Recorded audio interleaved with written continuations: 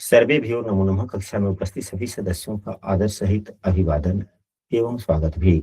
सभी सदस्य अपने अपने इष्टदेव का ध्यान करें। माता गायत्री के मंत्रों का एक बार उच्चारण अवश्य कर ले। साथ ही अपने प्रेरणा के स्रोत एवं अपने गुरुजनों को भी अंतर मन से अभिवादन कर ले।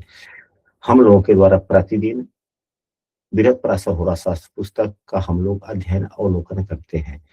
अभी हम लोग के पास में जो जिस पुस्तक का अध्ययन कर रहे हैं, इस पुस्तक के पृष्ठ संख्या 34 के 48वें श्लोक तक हम लोगों ने पूर्व की कक्षा में पढ़ा एवं समझने का प्रयास किया।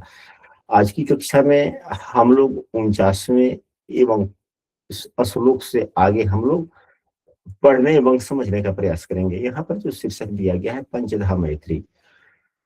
पंचधा मैत्री क्या होता है, इसके बारे में हम लोग थोड़ा जान लेते हैं। हम लोगों ने पूर्व में दो प्रकार की मित्रता ग्रहों की पढ़ी, एक नैसर्गिक, दूसरा तात्कालिक।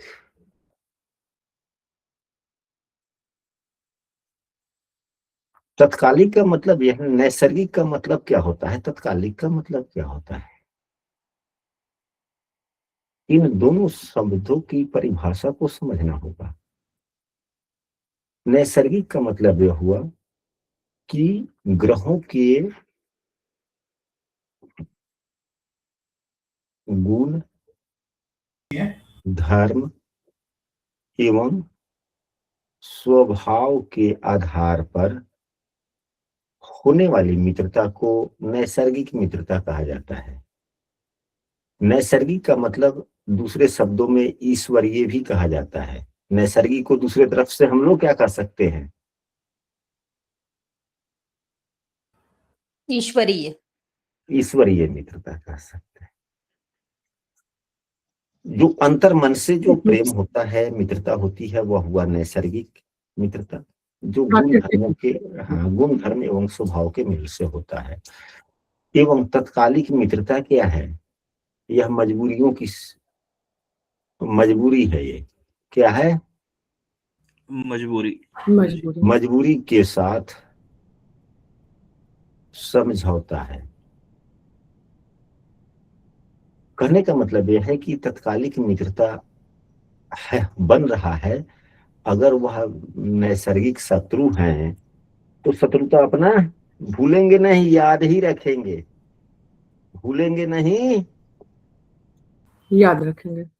याद रखेंगे, लेकिन अपनी शत्रुता ऐसे निभाएंगे कि सामने वाले को पता तक नहीं चलने देंगे। वैसा तत्कालिक मित्र आपके ढेर सारे होंगे जो आपके सामने अच्छे अच्छे बात बोलते होंगे एवं उनके द्वारा जो नुकसान होता होगा आपको पता भी नहीं चलता होगा कि उनके द्वारा नुकसान हुआ है। यानी कि पड़ोसी, तो पड़ोस में यदि आपका कोई शत्रु भी आकर रहने लगेगा तो क्या उसको आप डायरेक्टली उससे शत्रुता रखेंगे? नहीं रखेंगे। पड़ोस होने के नाते तत्कालीन पर से तो देखने में आपको वार्तालाप करना ही पड़ेगा, क्योंकि आपके पड़ोस में है। रोज रोज मारापीटी थोड़े करेंगे, नहीं करेंगे। तो यह हो जाता है, यह है। अब इन्हीं को पंचधा मैत्री,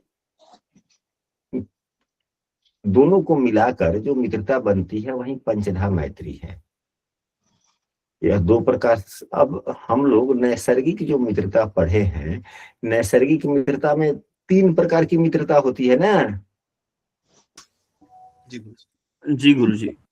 एक मित्र होता है, दूसरा सम होता है, तीसरा शत्रु होता है। और तत्कालिक में क्या होता है, सिर्फ मित्र होता है और शत्रु।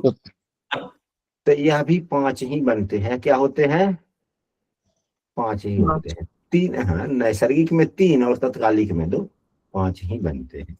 लेकिन इन दोनों को एक जगह करने पर भी पांच प्रकार से जो दोनों का समन्वय बनता है, वही उसी को क्या कहते हैं, उसी को पंचधा मैत्री कहते हैं। अब कक्षा के उपाचार्य श्री संजय कुमार ओझा जी को हम आमंत्रित करते हैं कि वे 49वें एवं 50वें श्लोक का पठन करें। कालिके निसर्गे च मित्रत्वे त्वधिमित्रकम् द्वे मित्रा समत्वे च मित्रशत्रु शत्रुसमत्वके समौ तु शत्रुमित्रते शत्रु शत्रवः त्वधिक शत्रुकम् एवं पंच प्रकारासु ग्रहाणां मित्रता बुधैः। देखिए शास्त्रों में यहाँ पर जो बुधई शब्द आया है यह किसके लिए आया है?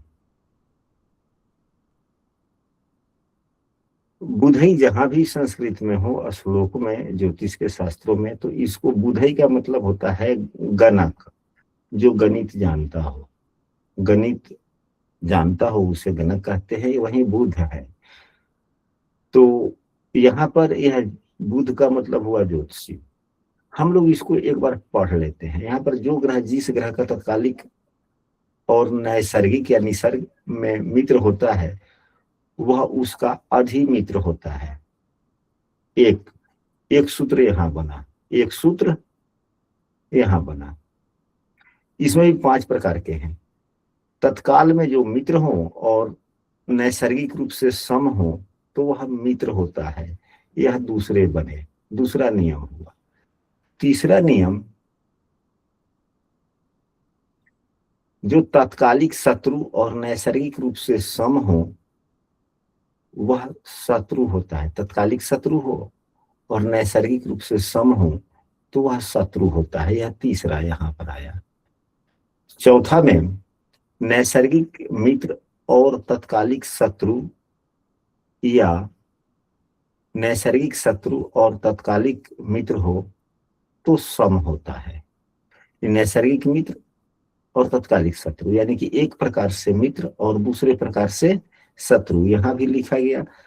और यहाँ पर तत्कालिक मित्र और तो यानी कि नैसर्गिक शत्रु और तत्कालिक मित्र, यानी कि एक प्रकार से मित्र और दूसरे प्रकार से शत्रु हो तो सम होता है। यह कौन सा हो गया? यह चौथा हुआ। और पुनः 5वें को हम लोग देखते हैं। तत्कालिक शत्रु और नैसर्गिक सम हो तो शत्रु होता है, और तत्कालिक शत्रु और नैसर्गिक शत्रु हो तो अति शत्रु होता है।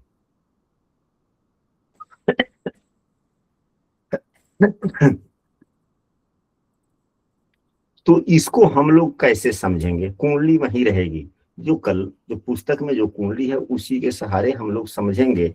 तो यहाँ पर तत्कालिक मित्रता वाली जो बात है वह भी हम लोगों को समझ में आ जाएगा। जो कंफ्यूजन हुआ था यहाँ पे कल, याद आ रहा है आप लोगों को? जी गुरु जी, युति वाला ना? हाँ, युति वाला। युति वाला कंफ्यूजन में है। अब जैसे कि यहाँ पर शुक्र और चंद्रमा युति में है तो तत्कालिक क्या हो गया? शत्रु हुआ ना।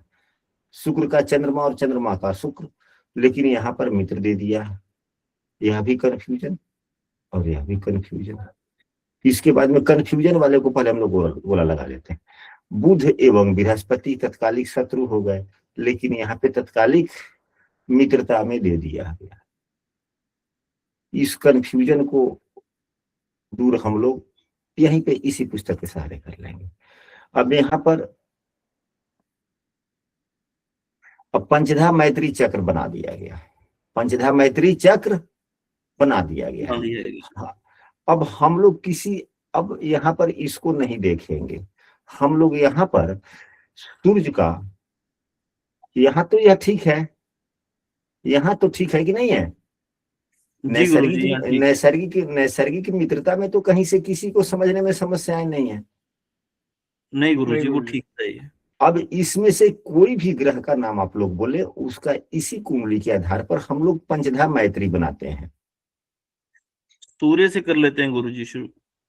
सूर्य से तो अब सूर्य देव को देखिए यहाँ पर है, तो चंद्रमा क्या है? यहाँ पर कई प्रकार से आया। अति मित्र, मित्र, सम जी, शत्रु, अति शत्रु। 1 2 3 4 5 5 प्रकार की मित्रता यहाँ पर दिख गया ना। जी गुरुजी। अब सूर्य को देखें, सूर्य चंद्रमा को मित्र मानता है नैसर्गिक रूप से, जी। और यहाँ तत्कालिक मित्र भी है। हम्म, तो यह क्या हो गया, अति मित्र में आ गया। अति मित्र, मित्र मित्र अति मित्र हो गया। अब यहाँ पर देखा जाए, सूर्य एवं शुक्र तत्कालिक मित्र हैं, लेकिन नैसर्गिक रूप से शत्रु हैं। शत्रु, शत्रु है। तो एक प्रकार से मित्र और एक प्रकार से शत्रु हो गए। तो अभी हम लोगों ने क्या पढ़ा सम कि सम हो जाएंगे ना। नैसर्गिक मित्र और नैसर्गिक शत्रु, या नैसर्गिक शत्रु या तत्कालिक मित्र सम हो गए। तो यहाँ पर शुक्रदेव किस में आ गए, सम में आ गए। सम में आ गया। अब इसके बाद में केतु को यहाँ पे नहीं लिया गया है, तो खैर कोई बात नहीं। हालांकि सूर्य केतु को शत्रु मानता है। हम लोग आगे समझ लेंगे इसी कक्षा में कि राहु केतु की मित्रता किससे है, किससे शत्रुता है, वह भी समझ लेंगे, यहीं पे समझ लेंगे। आगे अगर देखने को मिलेगा वहां पर पुनरावृत्ति हो जाएगी, लेकिन अभी छोड़ देते हैं। अब आते हैं मंगल। सूर्य तत्कालिक रूप से शत्रु है, मंगल तत्कालिक रूप से सूर्य का शत्रु है, लेकिन नैसर्गिक मित्र है। तो एक प्रकार से शत्रु और दूसरे प्रकार से मित्र, तो क्या हो गया, शत्रु मित्र सम हो गया। जी जी जी। सम हो गया। अब यहाँ पर देखा जाए, इसके बाद में आइए शनि। तो शनि तत्कालिक रूप से शत्रु है और नैसर्गिक रूप से भी शत्रु है। तत्कालिक रूप से शत्रु हो गया, तो यहाँ अति शत्रु में आ गया। अब इसके बाद में आते हैं बुध एवं बृहस्पति। तो सूर्य बृहस्पति को मित्र मानता है और यहाँ तत्कालिक रूप से भी मित्र है। तो यह क्या होगा, दोनों प्रकार से यदि मित्र होते हैं तो अति मित्र हो जाते हैं। तो यह अति मित्र में हो। अब बुध देव को यह सम मानते हैं सूर्यदेव नैसर्गिक रूप से, और यहाँ पर तत्कालिक मित्र है। तो सम और मित्र मानकर क्या हो गए, मित्र हो जाएंगे, मित्र हो जाएंगे बुध देव। यहाँ पर हम लोगों ने यहाँ पर सीखा। चलिए अब हम लोग सूर्य के अति मित्र कौन हुए, चंद्रमा एवं गुरु। जी गुरु जी। तो अति मित्रानी में चंद्रमा एवं गुरु आ गए। मित्र में बुधदेव हैं जी, तब मित्र में बुधदेव हो गए। सम में मंगल गुरु हो गए। तो यहाँ पर सम में मंगल गुरु है, मंगल शुक्र है, मंगल शुक्र है गुरु। यहाँ पर मिसप्रिंटिंग हो गया, यहाँ पर तो बृहस्पति दे ही दिया गया, ये शुक्र है। मंगल शुक्र हो गया सम में। अब अति शत्रु में शनि है, तो यहाँ पर अति शत्रु में शनि है। यहाँ तो स्पष्ट हो गया, ठीक है। अब हम लोग किसी ऐसे ग्रह की बनाने का प्रयास करते हैं जो तत्कालिक रूप से युति में दिख रहा है यहाँ पर। अब शुक्र का बना ले या चंद्रमा का बना ले, बुध का बना ले है, युक्ति है। हाँ युति है, चंद्रमा का बनाते हैं। अब यहाँ पर देखा जाए चंद्रमा का, तो चंद्रमा के लिए हम लोग इसको मित्र ना मान के शत्रु मानते हैं। किसको? सर नहीं, दो व्यक्ति का मैसेज आया है, जरा सा मैसेज पढ़ लेते हैं। एक व्यक्ति का मैसेज है कि गुरुजी श्लोक नहीं दिख रहा है। सुनैना जी, आपको पुस्तक दिखलाई दे रहा है या नहीं दिखलाई दे रहा है? हाँ, बाद में दिख गया गुरुजी, उस समय नहीं दिखा था, बाद में दिख गया। बीच बीच में शायद नेटवर्क इशू होगा, इसलिए अब दिख रहा है। ठीक है, चलिए। बोनी जी का भी मैसेज लिखा गया है कुछ अंग्रेजी में, it is working fine for me. इसका हिंदी क्या होता है मुझे नहीं समझ में आता। मतलब दिख रहा है उनको क्लियर दिख रहा है ऐसा। अच्छा चलिए, चंद्रमा के लिए हम लोगों ने इस पुस्तक में जो यहाँ पर दिया गया है तत्कालिक मित्रता, तो यहाँ पर शुक्र को यहाँ पर चंद्रमा को मित्र बतला दिया गया है, लेकिन हम लोग मित्रता से नहीं, अन्य पुस्तकों की में जो बातें बतलाई गई है उसमें शत्रुता वाली बात आ जाती है, क्योंकि युक्त ग्रह शत्रु हो जाते हैं तो शत्रु मानकर ही बनाते हैं, शत्रु मानकर ही बनाते हैं। तो चंद्रमा और शुक्र, चंद्रमा कब बनाएंगे तो चंद्रमा शुक्र को क्या मानता है, तो चंद्रमा सम मानता है, और एक प्रकार से यह शत्रु तत्कालिक रूप से शत्रु हो गया। तो सम और शत्रु, सम और शत्रु, सम का मतलब कुछ नहीं, शत्रु तो शत्रु ही रह गया जी। हाँ, मतलब तत्कालिक शत्रु हो और नैसर्गिक सम हो जी, तो शत्रु हो गया। तत्कालिक शत्रु नैसर्गिक सम हो तो शत्रु। जी जी। तो अब यहाँ पर नैसर्गिक सम हो और तत्कालिक शत्रु हो तो क्या हो गया, शत्रु हो गया जी। तो शत्रु के सामने हम लोग शुक्र लिख लेते हैं जी। अब इसके बाद में मंगल, मंगल क्या है, मंगल तो चंद्रमा से काफी आगे है, 1 2 3 से आगे हो गया, तो तत्कालिक शत्रु हो गया जी, इस सम में आ जाएगा ना। और नहीं, तत्कालिक शत्रु और नैसर्गिक मित्र, तो यह भी तो शत्रु में ही आ जाएगा ना। नहीं, नैसर्गिक मित्र हो गया ना गुरुजी। नहीं, चंद्रमा मंगल को सम मानता है ना, चंद्रमा की नैसर्गिक मित्रता देखनी है ना, तो पंचधाम मैत्री देखना है, मंगल की थोड़ी देखनी है।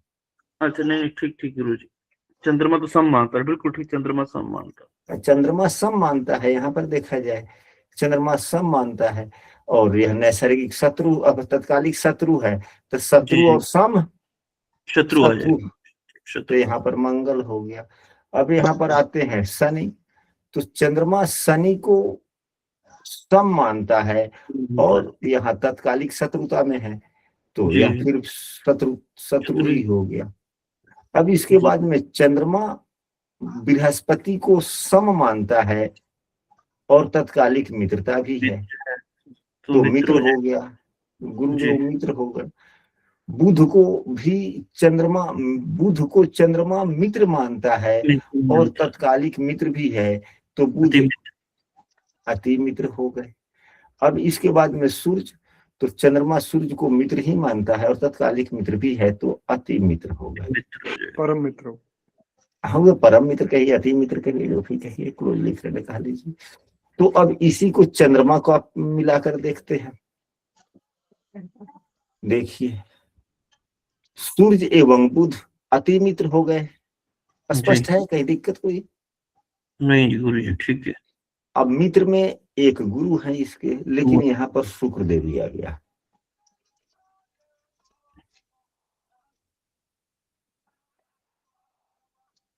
और शत्रु में मंगल, अति शत्रु में शनि, जबकि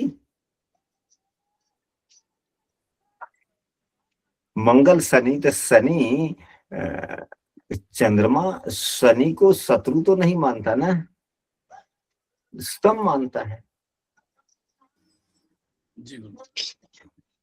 तत्कालिक मित्रता चंद्रमा से देखा जा रहा है, शनि से नहीं।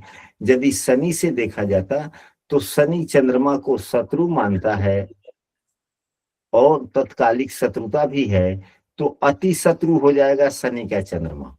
जी जी जी, शनि का चंद्रमा अति शत्रु में यहाँ पर है,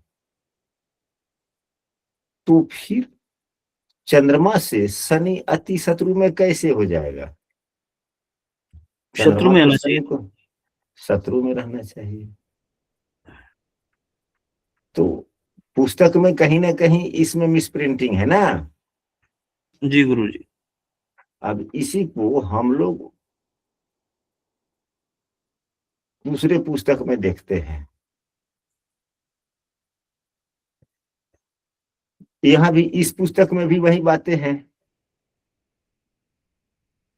सेम टू सेम वही बातें हैं या नहीं है? जी गुरुजी। बुध बिल्कुल गुरुजी, क्योंकि शनि शत्रु में मंगल आ रहा है ना। ठीक तो है। कहीं कहीं अपने विवेक के अनुसार भी समझना चाहिए। इसके लिए हमने जातक परिजात पुस्तक का भी फोटो हमने समूह में शेयर किया था, अनाउंसमेंट समूह में। आप लोगों ने देखा होगा, देखा या नहीं देखा है? देख लीजिएगा, या हम इस समूह में भी शेयर कर दे रहे हैं। जी गुरुजी।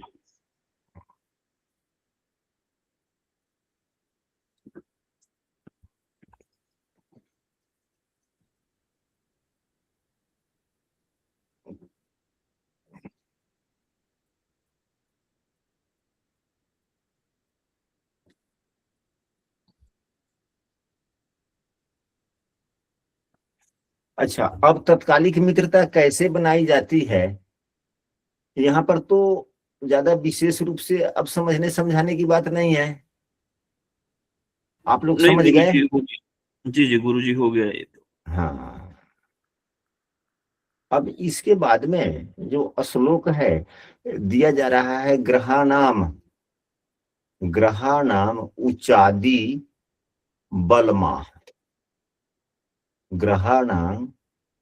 ग्रहानाम उच्चादि बलमा, यानी कि जो ग्रह ऊंच के होते हैं उन्हें विशेष बल होता है। उन्हें क्या होता है?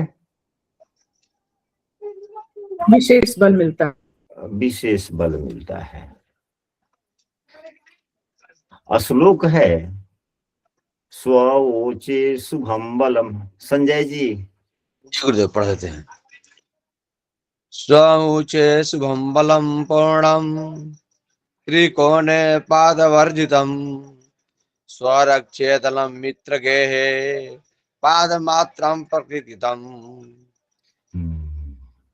यहाँ और कोई पर पढ़ दे गुरुदेव।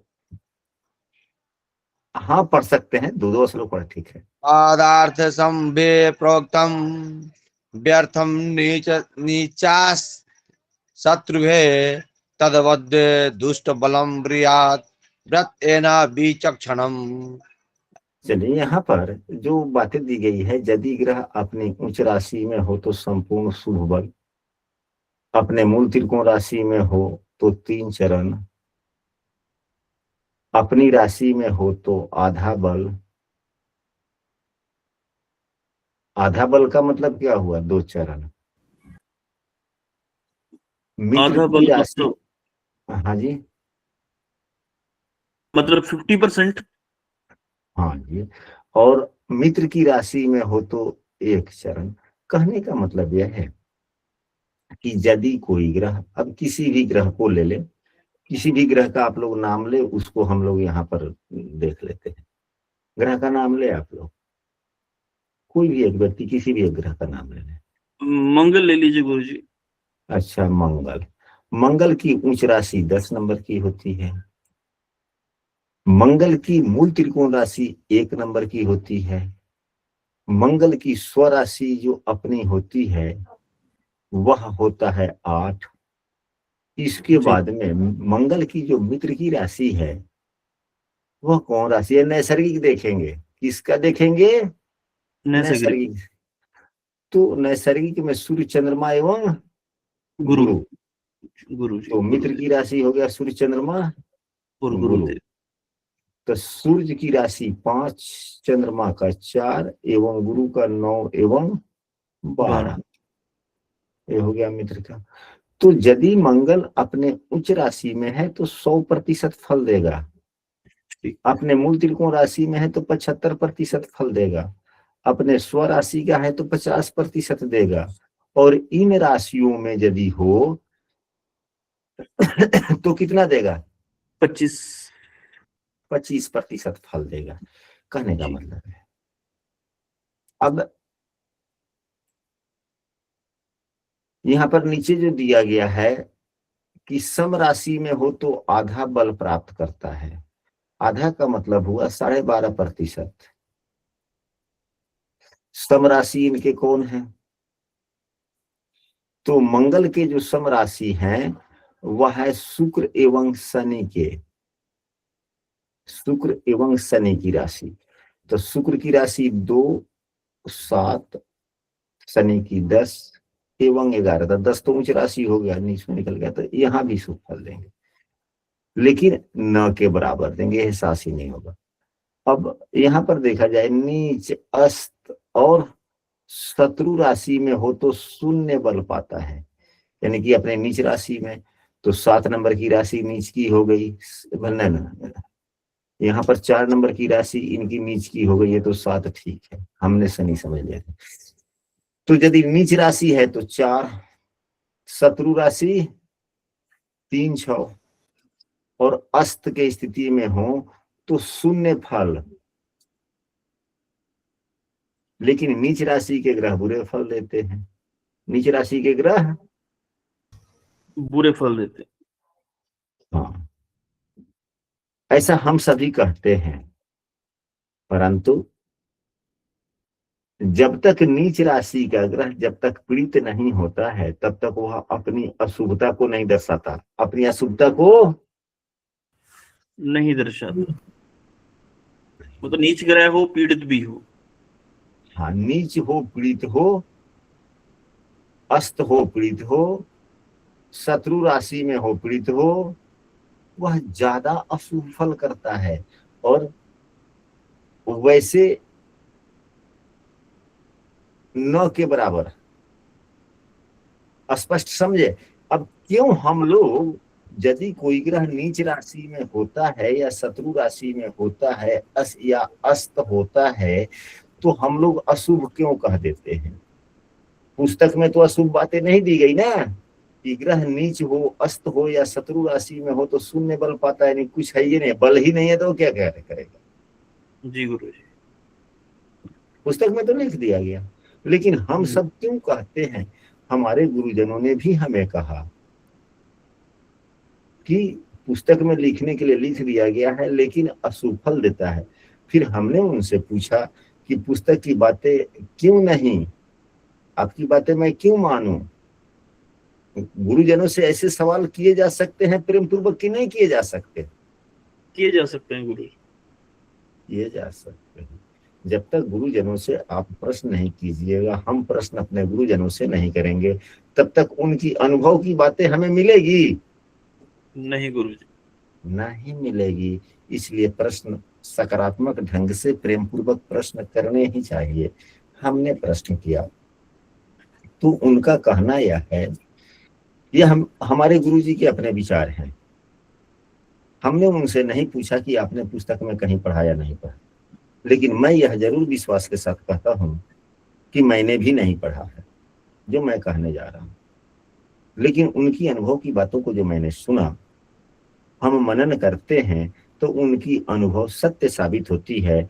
हम अपने इस उम्र में, आज से 5, 7, 10 वर्ष पहले तक उनकी बहुत सी बातें हमें अविश्वसनीय लगती थी, लेकिन अब उन्हीं की वो सभी बातें विश्वसनीय लगती है, एवं आज हम समझते हैं कि हम ही वह उस समय में गलत थे। हमने उन पर ढेर सारे सवालात हम करते थे या हमारी बेवकूफी थी। हमको उनकी बातों को ईश्वर की बात मानकर, समझकर मान लेनी चाहिए थी। उनका कहना था कि हम सभी मनुष्य काफी स्वार्थी हैं, हम सभी मनुष्य स्वार्थी हैं, काफी स्वार्थी हैं। अब मंगल है, मंगल से हम पराक्रम साहस की बात करते हैं, कारक भी हैं। अगर वह नीच राशि के हो जाते हैं तो शून्य हो गए बल, उनके फल ही शून्य हो गया, तो वह तो साहस ऊर्जा उत्साह देंगे ही नहीं ना। जब बल ही नहीं है तो देंगे? नहीं देंगे गुरु जी, अस्त है तो देंगे? नहीं गुरु जी, शत्रु राशि में हो गए, वह तो अपने परेशान हो गए, तो वह फिर हमें क्या देंगे? वह तो फिर कुछ नहीं देंगे ना। जी गुरु जी, तो अब यहाँ पर एक बात यहाँ पर है कि आप यहाँ पर शामिल हुए हैं कक्षा में, अपना 1 घंटे का समय निकाल करके, हम भी अपना 1 घंटे का समय निकाल करके यहाँ पर हैं। यदि आपको कुछ नहीं मिले आज की कक्षा में तो आप यही कहेंगे ना, बेकार हो गया, आज का 1 घंटा बेकार। बेकार हो गया। इससे अच्छा तो हम अपने बच्चों के साथ में, अपने दोस्तों के साथ में थोड़ा सा घूमते, चाहे ये करते वो करते।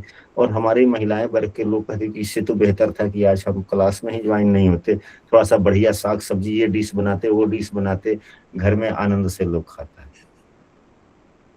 तो फल ही नहीं मिला।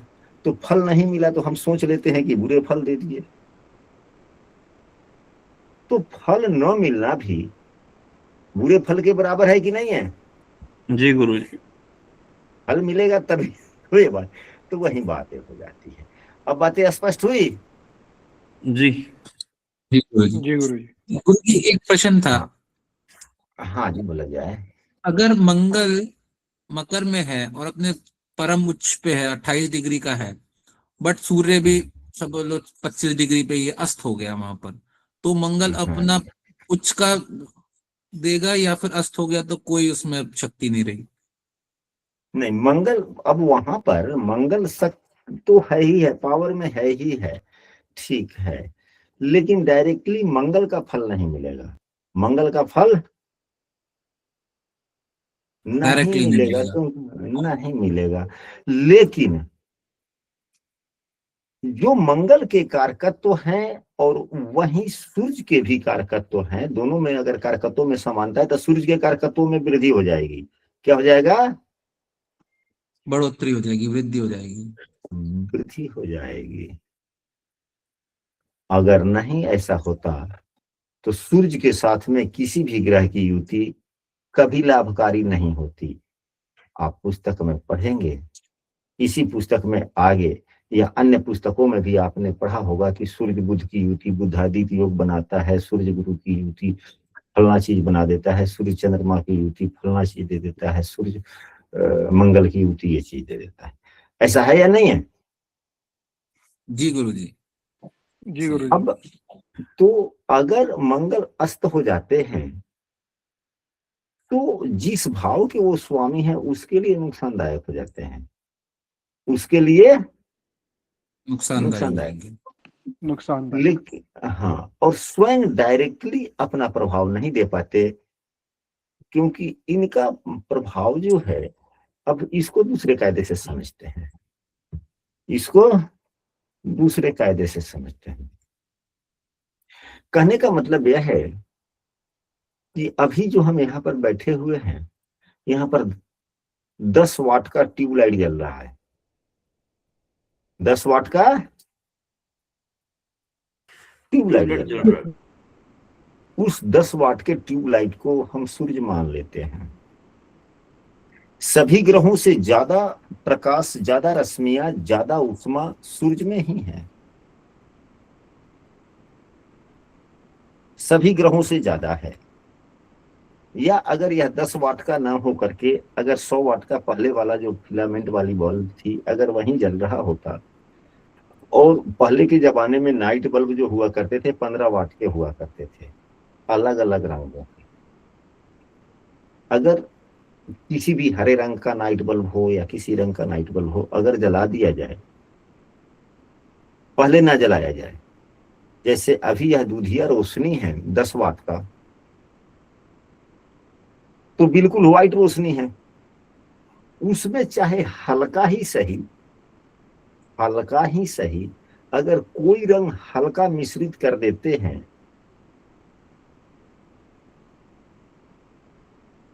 तो क्या उसके रंगों में हल्का भी परिवर्तन होगा कि नहीं होगा?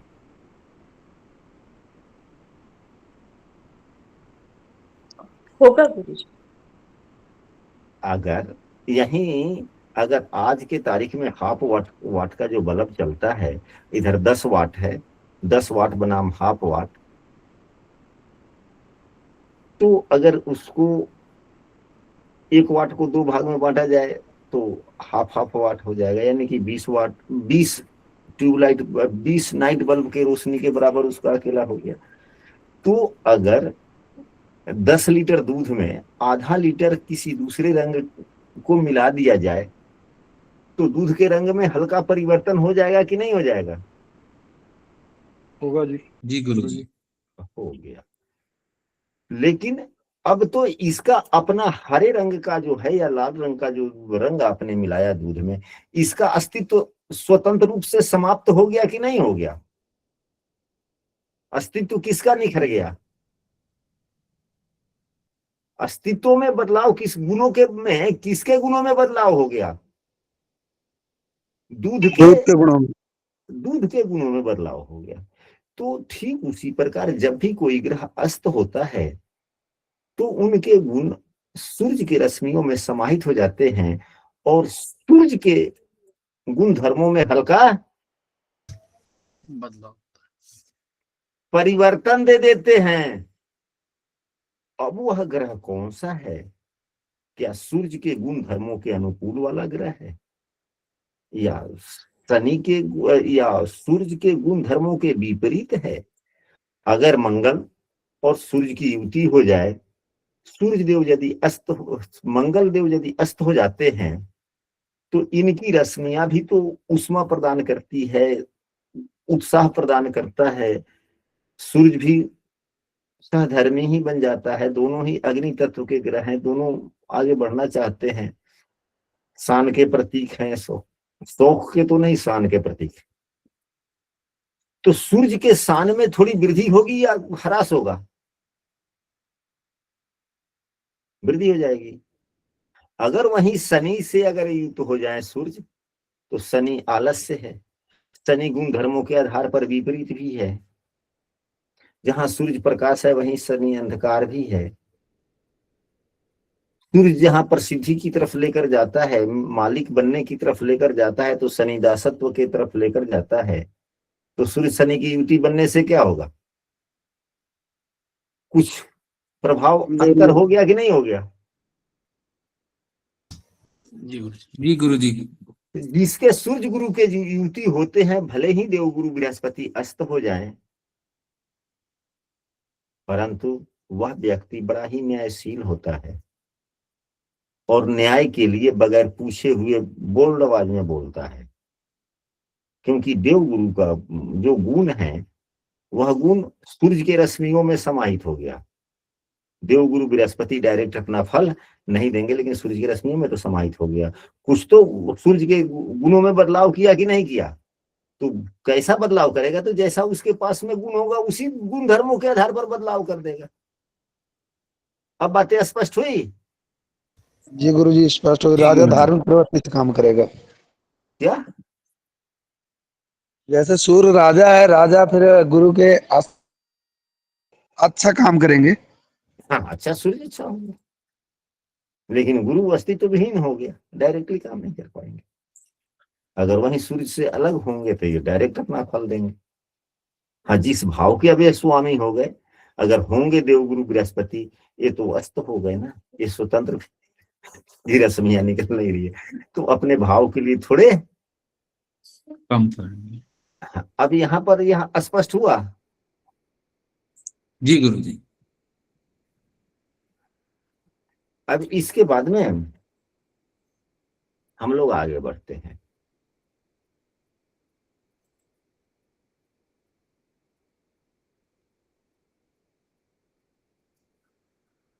यहाँ पर जो लिखा जा रहा है, धूमाद्य प्रकाश ग्रह आयनमा, यह क्या है? इसे कहते हैं उपग्रह। क्या कहेंगे? उपग्रह। उपग्रह।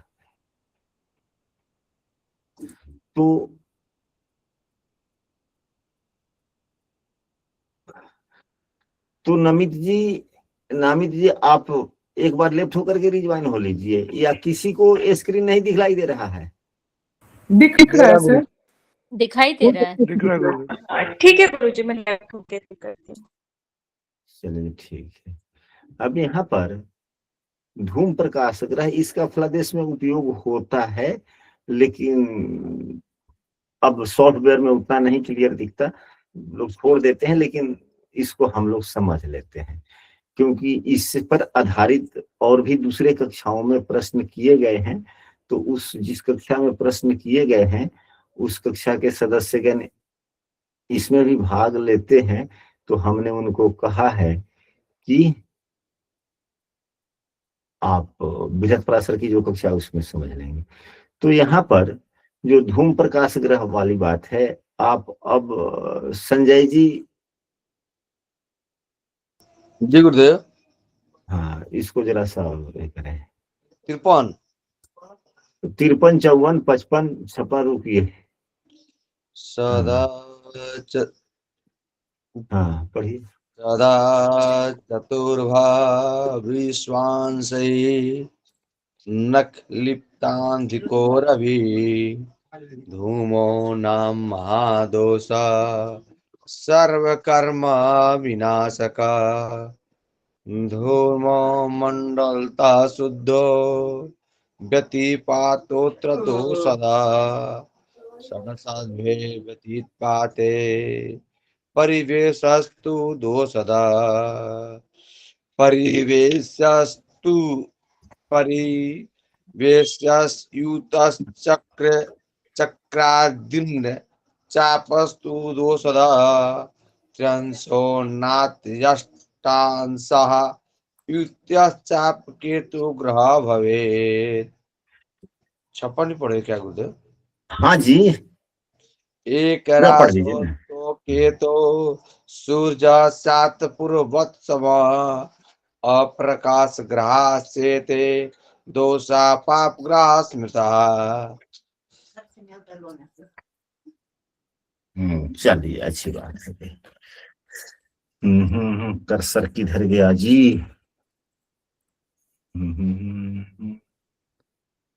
अब कर्सरे नहीं मिलेगा, हम क्या करेंगे? हाँ मिला।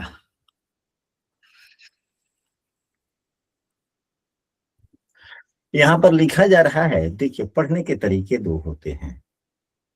एक व्यक्ति डायरेक्टली पुस्तक पढ़ता है और उन सूत्रों को अपने कुंडली पे लगाता है। दूसरा, पुस्तक में जो उदाहरण दिए गए हैं उसी के आधार पर पहले पूरा समझ लेता है, फिर उन सूत्रों को दोबारे अपने कुंडली पे लगाता है। तो नियम उत्तम यह है कि जो सूत्र हम लोग पढ़ रहे हों पुस्तक पर ही लगाकर देखें, पुस्तक के ही आशीष पर। जो पुस्तक में जो कुंडली दी गई है यहाँ पर, इस कुंडली को तो खैर आप लोग बना ही लेंगे, मुख्य रूप से मुख्य पृष्ठ पर बार बार इसी कुंडली की चर्चा होती रहेगी। इस पुस्तक में जहां भी लिखा गया है इसी कुंडली को आधार मानकर बातें बतलाई गई है। तो सूर्य देव के लिए पुस्तक में जो यहाँ पर बतलाया जा रहा है कि 3 राशि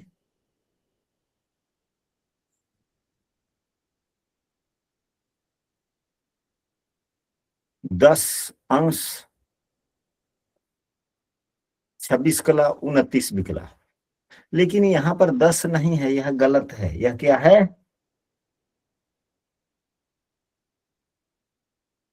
यहाँ पर 18 है। ये क्या है? हमने अंग्रेजी में लिख दिया, इसको 18 माने। क्या माने? 18 माने।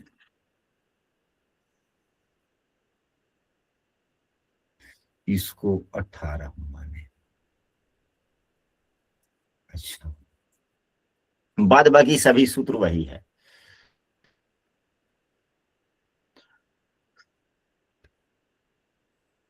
सूर्य में 4 राशि 13 अंश 20 कला जोड़ देने से धूम नाम का महादोष होता है, जो किसी भी कार्यों का विनाशक होता है। इस सूत्र को हमने कई बार लगाया कुंडली पर, और यह सूत्र क्या है? पूर्ण रूप से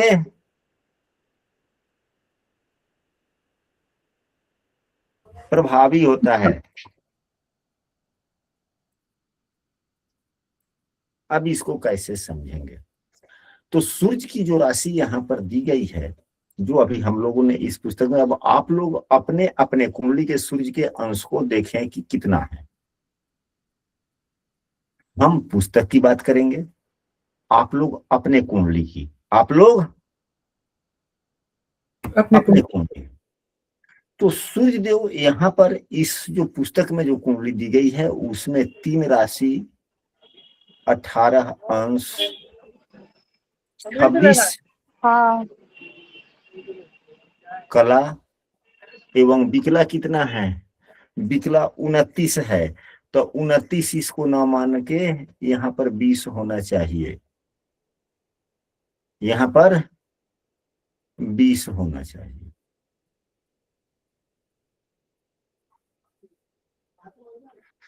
अब यह आगे मिल जाएगा, सभी गणित यह सब सही मिलता चला जाएगा। जब इसको 3, 18, 26, 20 मान लेंगे सूर्य स्पष्ट, तो यह सभी गणित मिलता हुआ चला जाएगा। यहाँ यह मिस प्रिंट हुआ है, तो 3, 18, 26, 20, 3, 18, 26, 20 में क्या जोड़ना है? 4 राशि, 13 अंश, 20 कला। 4 राशि, 13 अंश, 20 कला जोड़ देने पर जो आता है वह क्या हुआ? तो धूम नाम का महादोष बनता है। तो इसको जोड़ेंगे तो यह 20 का 20 हो गया, 6 और 0 6 हो गया, 2 2 4 हुआ, 8 3 11 का 1 हुआ,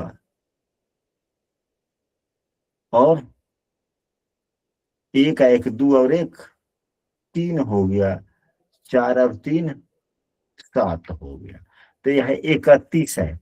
तो 31 राशि को मतलब 31 अंश में से इसको शुद्ध करेंगे तो क्या हो जाएगा?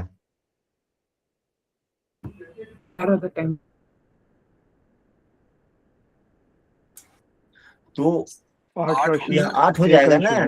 जी 8 हो जाएगा। जी 8 1 46 20 हो गया। अब 20 आप, हाँ, आप लोग भी देखें कि आपके सूर्य के अंश कला कितने हैं। उसमें जितने कम से कम जो भी सॉफ्टवेयर से आप कुंडली जनरेट करते हैं तो अंश और कला दिया गया रहता है कि नहीं? विकला नहीं रहता है, लेकिन अंश कला तो रहता है ना। जी गुरुजी। जी तो अंश कला रहता है, तो उसमें 4 राशि, 13 अंश, 20 कला ही जोड़ के देखें कितना आ रहा है। यहाँ पर आया 8 1 46 20।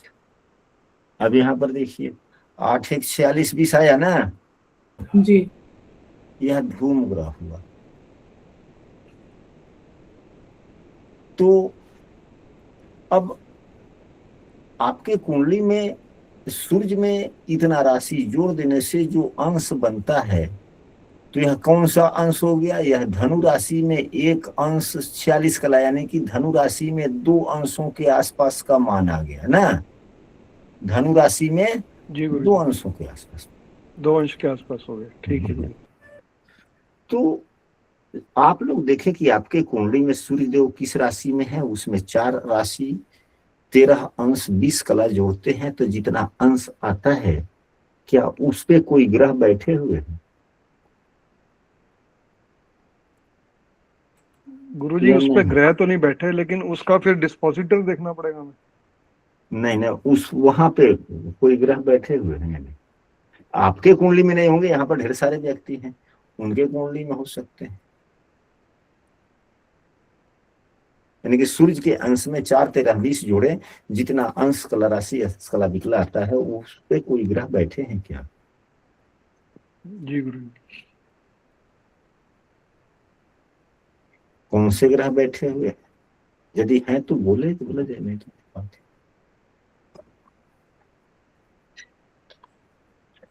तो जो ग्रह बैठे होंगे उनके फल अच्छे नहीं मिलेंगे।